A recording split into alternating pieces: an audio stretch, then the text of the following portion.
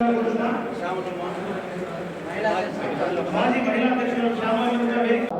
కానీ కష్టపడి పనిచేసిన ప్రతి నాయకుడికి ప్రతి కార్యకర్తకు కూడా సముచితమైన స్థాయి కాంగ్రెస్ పార్టీ పటిష్టత కోసం అందరి సహకారంతో మనస వాచ కర్మణ త్రికరణ శుద్ధిగా కృషి చేస్తానని ప్రమాణం చేస్తున్నాను. జై కాంగ్రెస్.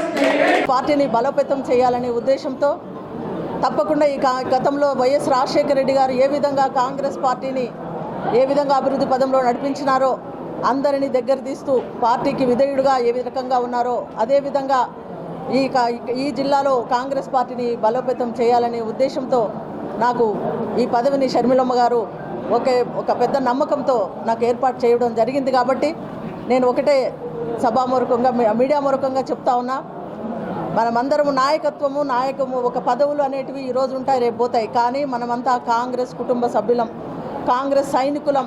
మనము సైనికుల్లాగా పోరాడవలసిన పరిస్థితి ఉంది.